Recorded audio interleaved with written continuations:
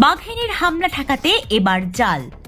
বান্দোয়ানের রায়কা পাহাড়তলির গ্রামে সুন্দরবনের ধাঁচে জাল দিয়ে পাহাড় ঘিরল ওই সুন্দরবন ব্যাঘ্র বিশেষজ্ঞ কমিটির দল।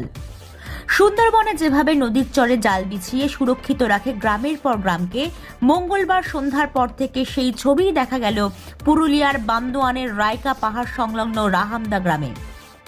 ওই গ্রামের সবরপাড়ায় রীতিমতো জাল দিয়ে ফেন্সিংয়ের কাজ করে ওই ব্যাঘ্র বিশেষজ্ঞ দল। পুরুলিয়ার পাশাপাশি এই জাল নিয়ে আসা হয় ঝাড়গ্রাম থেকেও। এছাড়া সুন্দরবন থেকে আসে দুটি খাঁচাও।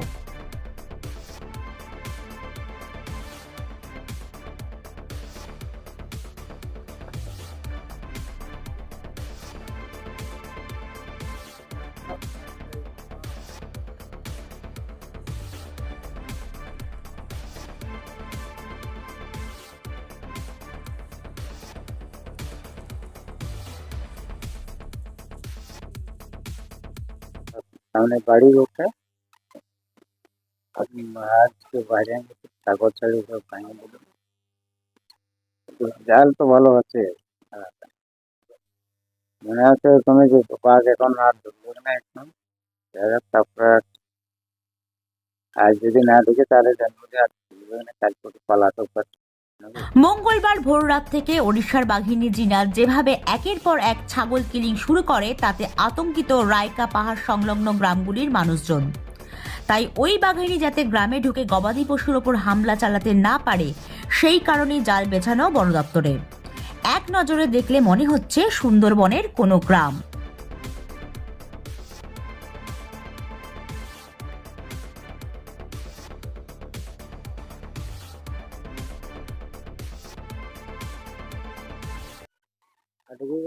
কোনো কারণ নেই না, কিন্তু তো বন দপ্তরের তরফ থেকে তো এখানে একটা জাল বেছানো হলো আজকে। মানে কি বলবেন, ভালো না খারাপ হলো? তো ভালো, ভালো হলো। এই জালটা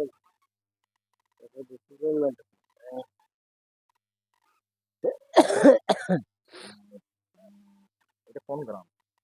এটা হ্যাঁ, খাতাবা এটা খবরপাড়া।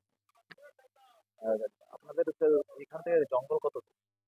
জঙ্গলের সামনে জঙ্গল লাগায়, জঙ্গল লাগায় আপনাদের বাড়ি। তো আপনারা কতখানি আতঙ্কে রয়েছে? বাঘ বেরিয়েছে জঙ্গল, তো বেড়ে গেছে আমাদের বাড়ি। গত 4 দিন ধরে জিনাত রয়েছে বান্দোয়ানের রায়কা পাহাড় জঙ্গলে। উড়িষ্যার শিমলিপাল ব্যাঘ্র প্রকল্প থেকে ঘর ছাড়া হয়ে ঝাড়খণ্ড, তারপর বাংলার ঝাড়গ্রামের বেলপাহাড়ি হয়ে সোজা বান্দোয়ানে ঢুকে পড়ে। কংসাবতী দক্ষিণ বন বিভাগের বান্দোয়ানের এক বনাঞ্চলের ঘাগড়া গ্রাম হয়ে সোজা রায়কা পাহাড়। দুদিন জিনাত চুপচাপ থাকার পর মঙ্গলবার ভোর রাত থেকে কিলিং শুরু করে এই বাঘিনী। ফলে ভয়ে সিটিয়ে রয়েছে ওই রায়কা পাহাড়তলির মানুষজন। বান্দোয়ান থেকে বিশ্বজিৎ সিং সর্দারের রিপোর্ট, পুরুলিয়া মিরর।